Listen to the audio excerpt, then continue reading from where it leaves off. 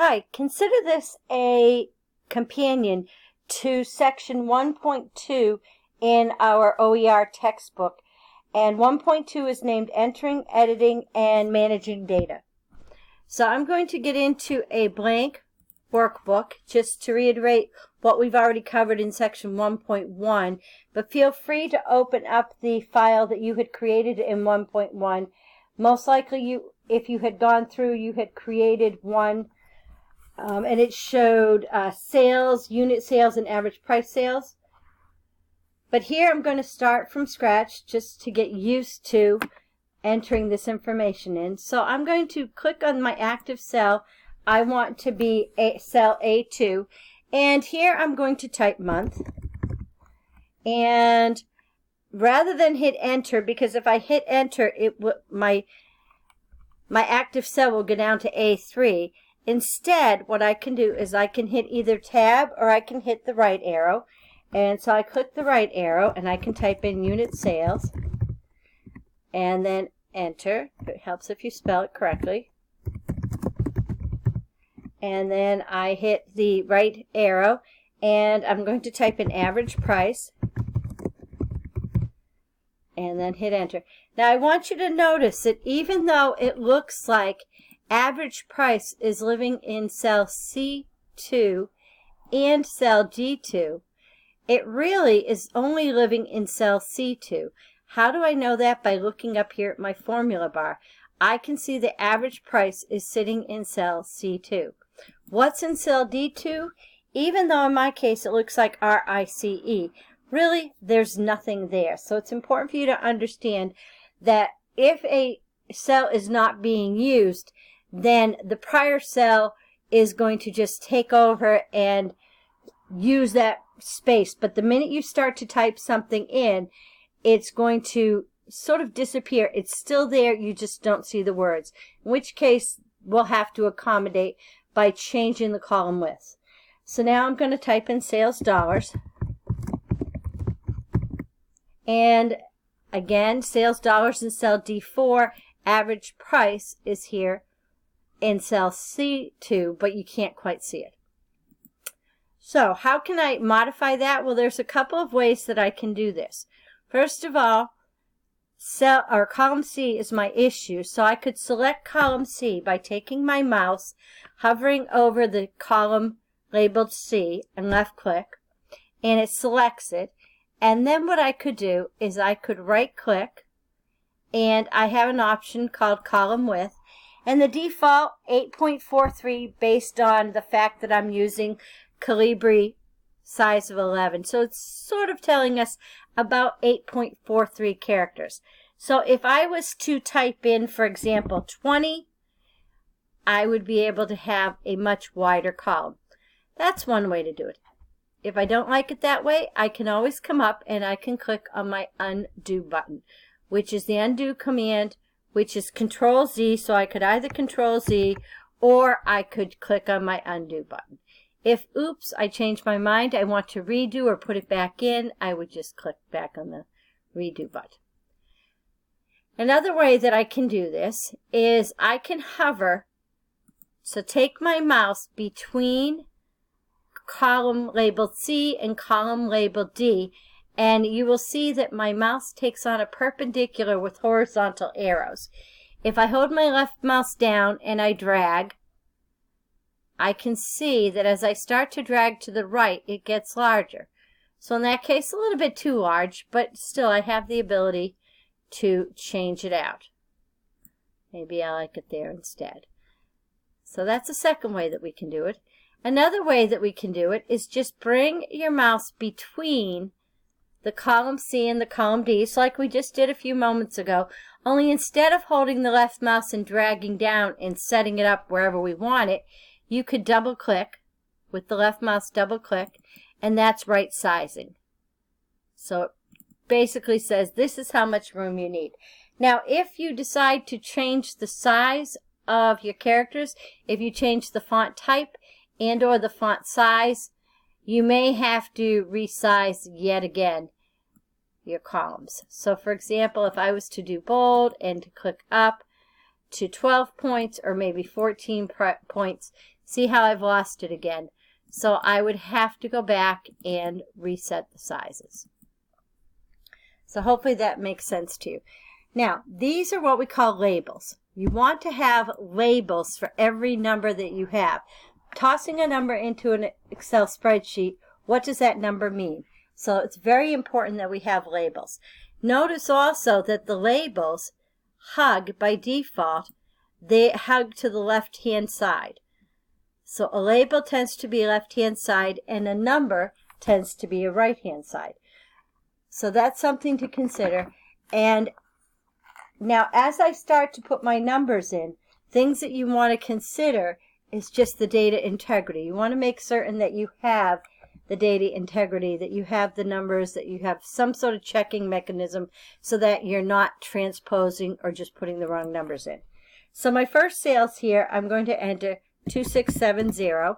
And one thing I want to mention to you is that I'm not putting any commas in, I'm not putting any decimal positions, just put the digits in and we can deal with the formatting of the numbers later. 2160, 515. So if you're following along with me in the book, I'm entering what's on page 31 of our textbook. And I have 590 and 1030, 2875, 2700. And feel free to pause the video so that you can put these numbers in on your own. If you're typing faster than me or slower than me, that will work just fine. Now, that one there, oops, I caught this one right away. So what I could do is if I start to type something and it's not what I want, I can escape to get out of whatever I was doing. This should have been 1180.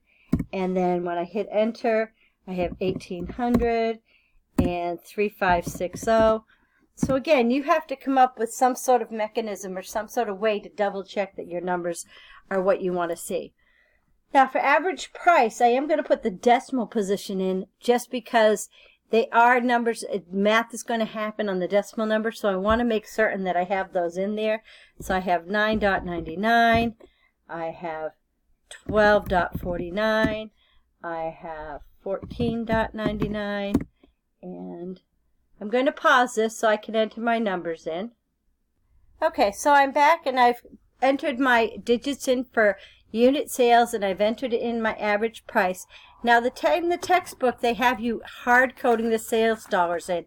And what I'm recommending you do is, even though the numbers will appear a little bit different, I'm going to assume that this is the true price and that the unit sales and the price are going to equal my sales dollars. So a couple of different ways that I can do my formula. One way is to say equal, and I can take B3, multiply, so I have the star, and click on C3. So you can either click on the digits or on the cell references, or you can hard code, you can just type in. I could have typed in equal B star C3. Now the key here is that you only want to create that first formula, but before you go any further, you got to make certain that the formula is correct. So here's a couple of recommendations that I have for you. So I'm selling 2670 units, and the price is $9.99. Well, I can do basic math. I know that if my price, I'm going to temporarily assume that my average price is $10. I enter 10, and mentally in my head, I know that 2670 times 10 is equal to 26,700. So I know that my formula is good there. So I'm going to click on the undo button, which is, I could either do Control Z or just click on my title bar where I have my undo arrow, and it'll put back in the first formula or the original average price. Now, different ways to copy this down. I can select copy from my home menu, clipboard section, copy. This is a blinking marquee. Now I can highlight or select all the cells down and click paste. That would be one way that I could do my formulas.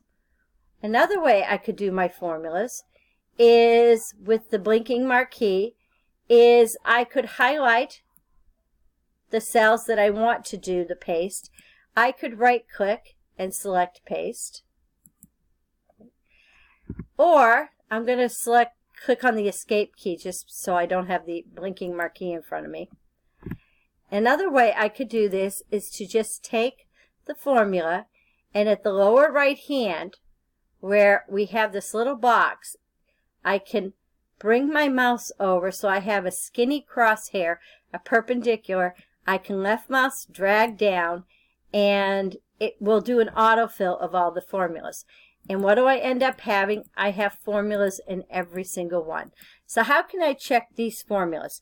Well, on your keyboard, to the left of the 1 key above the Q, there's a key above tab, and it looks like a tilde. And what I'm going to do is I'm going to hold my control button down, and I'm going to click on the tilde, and this will put me into what we call formula view. So what I have here is, if I click on any of these, notice equal B4, blue to blue, star or multiply by C4, which is the blue. Escape out, and if I check on any of these, I can see that the formula copied down, and it makes sense that it copied. In this particular case, my sales dollars are the unit sales times the average price. So it works for me. So I'm a happy camper with that. So far we've covered the symbols with the undo. We want to make certain we don't want to add any symbols in yet. We'll use those using the ribbon, and we've dealt with our autofill button. Now, another piece to remove this so I can see my numbers rather than my formulas, it's a toggle. I'm going to hold my control button down and click back on tilde so that I have them. Now, perhaps you don't want your users to see the average price. What we could do here is select column C. So bring your mouse up so you have a fat, dark, downward pointing arrow. And if you right click, you have an option called hide. So we can hide our column. We don't want somebody to see something. Now, notice that it didn't delete it. I still have A, B, column C is in there, but we don't see it, and then I have column D. So how do I get column C back? Well, if you have the ability to bring your mouse so you have a double perpendicular that is vertical with the arrows horizontal, you could left mouse drag over, or what you could do is select columns B and D to either side of column C, and then right click unhide. So you have a couple of different ways to unhide. Now, if you don't want to unhide, if instead you wanted to delete this average price, okay, we could delete it, but watch what happens if we delete this column. By deleting that column that I was depending upon for my formulas, I now see my sales dollars being pound ref exclamation point. What this basically means is that there's something not quite right with my formula. Anytime you see a pound sign at the start, it tells you there's something wrong with the formula. Now there's a little warning sign here to the left, and if I hover over it, I will see moving or deleting cells caused an invalid cell reference or function is returning a reference error. So I'm going to, fortunately I have the ability to undo so I can put this back.